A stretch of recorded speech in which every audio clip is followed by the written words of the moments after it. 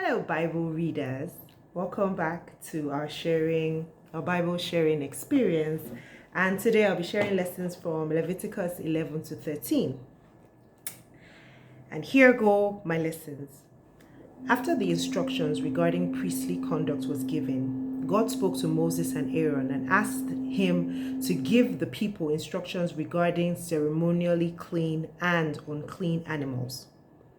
Animals that had completely split hooves and chewed the cord were considered clean, while and these are camels, hyraxes, hares, and pigs were considered unclean because they didn't have that criteria, or those criteria. So they were not suitable for food, and they were not to be touched even when they were dead, right? From the seas, the clean animals were fish that had fins and scales. Unclean animals didn't have both. For birds, unclean animals were vultures, kites, falcons, ravens, eagles, hawks, owls, storks, herons, and bats. Yeah, we all know all about that one. And for insects, locusts, crickets, and grasshoppers were considered clean. All animals that scurried around the ground were considered unclean.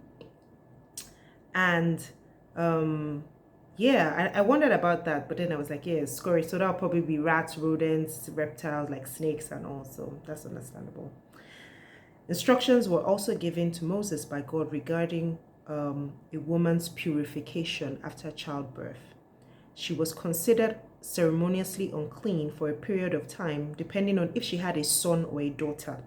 After then, she was required to make a burnt offering and a purification offering. Now, I didn't understand that, and I didn't try too much to do that because it will be going into territory that I didn't quite understand.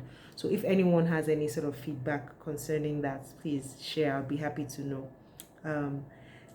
Also, skin diseases were taken very seriously, and anyone who had any skin disease that was more than skin deep was considered serious, and that made the person who had them unclean.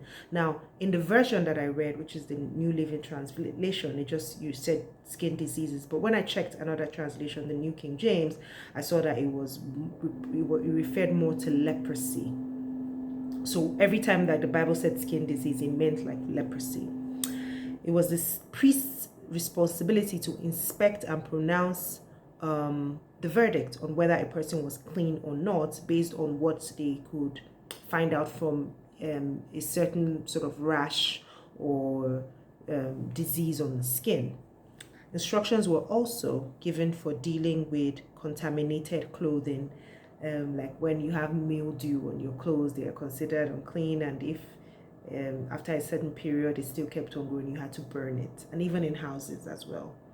Now, these chapters may seem a little far off or things that we couldn't relate to, but I still had some getting to know God. I still saw God in some of these chapters, and here are the lessons that I learned, or this is what I got to know about God from here. God is holy, and he calls us to be consecrated and set apart for his use. In 1144, he repeats his command regarding holiness. And I've come to know that whatever God repeats, he's serious about and is worth taking seriously.